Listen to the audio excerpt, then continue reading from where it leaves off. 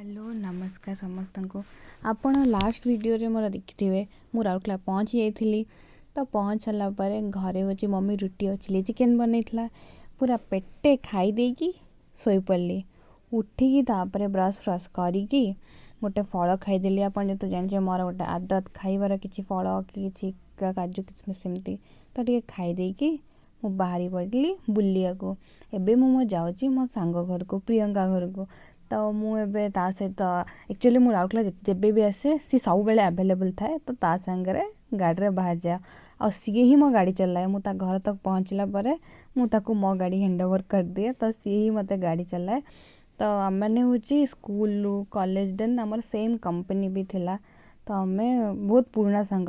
तो बाहर टिके हूँ पाम्पर टिके आम पार्लर पलैलु ग्रीन ट्रेंड्स। तापरे टिके शॉपिंग कलु चूड़ी उड़ी किनिया थला सेटा कहीं किनली कौन किनली सेटा मु पर ब्लॉग रे बतेबी। तापरे खरा बेले गला भोक लागला जोर रे। तो मटन खाया की इच्छा होला। आउ जगा बलिया तो अपन जानिथिबे राउरकेला फेमस जोटी की मटन बढ़िया मिले। तो गलु दी जण होची भल करी मटन थाली टे बाडे देलु। देखंतु आपण थाली और लोकंक भिड़ एठी केते हैला। तो खाई देकी पुणी घर को पळेलु। तापरे मु होची टिके स्वीट टूथ तो आइसक्रीम टिके मोर सीताफल ऑर्डर करी खाइली। तापर देखंतु ये भौणी गुपचुप चलई चलची। तो राति रे रूबी मो भौणी रूबीना गुपचुप आनीथिला।